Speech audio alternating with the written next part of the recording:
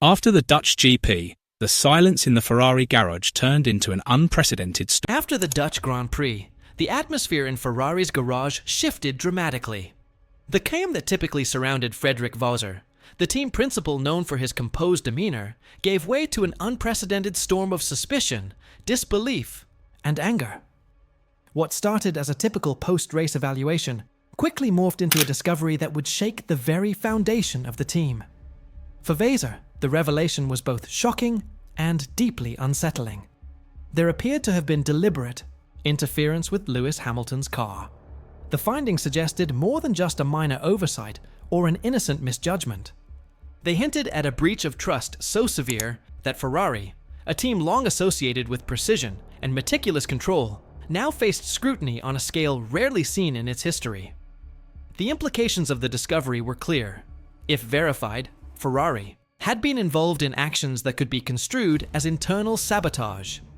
The first evidence came in the form of an internal technical report that arrived on Vasseur's desk just hours after Hamilton had been forced to retire from the race at Zandvoort. At first glance, the document seemed to contain minor adjustments, small, seemingly inconsequential tweaks that a casual observer might dismiss.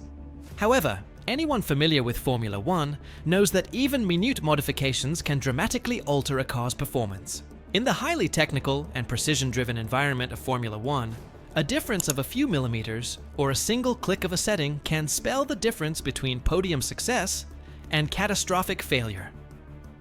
According to the report, Hamilton's SF25 had undergone several technical changes without the knowledge or approval of his race engineer, Riccardo Adami. Most notably, the rear suspension height had been lowered by approximately 3 millimeters, while the differential preload had been increased to a level that contradicted all previous simulation data that the team had relied upon throughout the weekend. To outsiders, these figures might appear trivial, but for a driver of Hamilton's caliber, they were anything but. The connection between a driver and their car is intimate, almost symbiotic. Hamilton's mastery of the rear axle, a key element in overtaking maneuvers and stability in high-speed corners, was suddenly disrupted. What had been a reliable tool became unpredictable, undermining his confidence and his natural ability to control the car. The smallest deviation in a setup, if made without proper consultation, could quickly escalate into a dangerous situation, jeopardizing both performance and safety. This breach of protocol suggested a deliberate, almost clandestine intervention that defied the meticulous structure Ferrari had long prided itself on. In modern Formula One, especially in the hybrid era, no technical adjustment is ever simple or unilateral. Every change is supposed to pass through a rigorous approval process. Technicians record modifications with extreme precision, cross-check data against simulations, and require multiple layers of authorization before any adjustment reaches the principal engineer or the driver. These systems exist to prevent mistakes, maintain fairness, and ensure driver safety. Yet in Hamilton's case, that chain of control had been not only bypassed, but effectively dismantled. The adjustments were made by the Central Performance Group, a secretive elite unit within Ferrari, tasked with optimizing car performance. This group usually operates behind the scenes, silently pushing boundaries to extract maximum speed. They wield considerable autonomy, but their work is typically invisible because it is flawless. This time, however, their actions cross the line from optimization into interference. When questioned, the Central Performance Group claimed their changes were routine, a minor adjustment aimed at gaining a competitive edge. But for Vasseur, such justification was unacceptable. The issue had transcended technical details. It was a matter of trust and integrity within the team. Hamilton, after all, is not just another driver. He is a multiple-time world champion whose experience and instincts are invaluable. Any unilateral modification that compromises the drivers. Control is not merely an oversight, it is a betrayal. Vasseur immediately recognized the severity of the situation and initiated a thorough investigation. The audit team meticulously reviewed all available data, simulator logs, telemetry records, and the formal approval trail for technical changes. The findings were troubling. From Friday's practice session onward, multiple parameters on Hamilton's car had been altered without proper authorization. This was not limited to ride height or differential preload.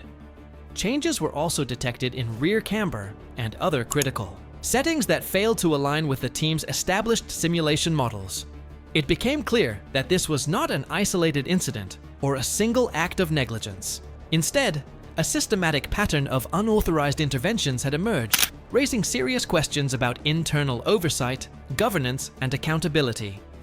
For Lewis Hamilton, who is famously composed and rarely displays public frustration, the effects were immediate. During internal team discussions, he voiced his dissatisfaction plainly but forcefully. "The car is nervous," he remarked. "I can't trust the rear end." These words were more than technical critiques. They reflected a profound sense of frustration and betrayal. Hamilton's relationship with a Formula One car is built on trust, a subtle understanding that allows him to push performance limits safely. The unauthorized modifications had broken that trust, leaving him wary of even the smallest adjustments. For a driver of his stature, this was not merely an annoyance. It was a fundamental obstacle. Vasseur acted decisively. He immediately ordered the Central Performance Group's access to all Ferrari systems to be blocked.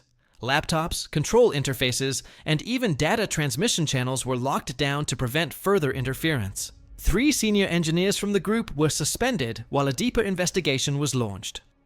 But Vasseur's actions went beyond punishment. He implemented a stricter procedural framework.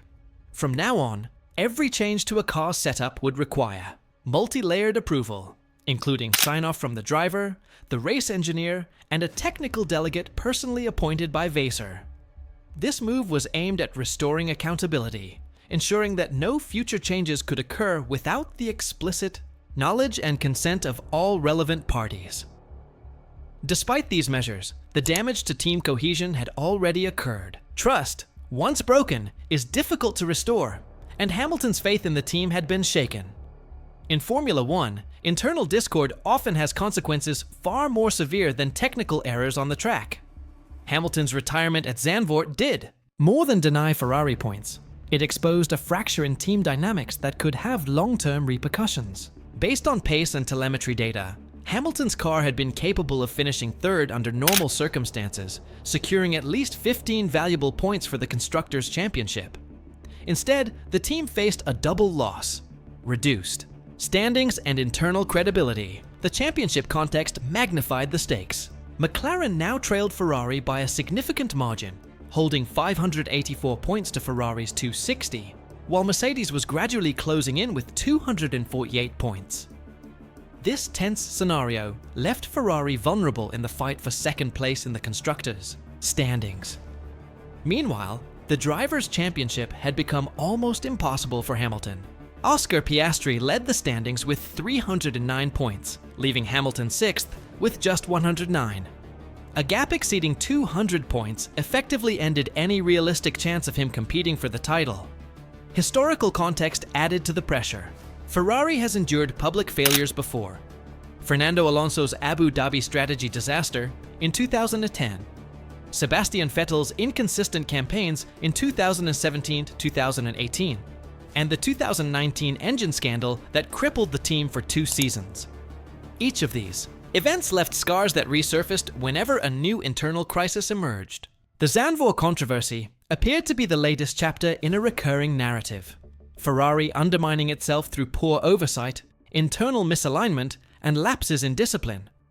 The team was once again confronting the uncomfortable reality that its greatest challenges might come not from rivals, but from within.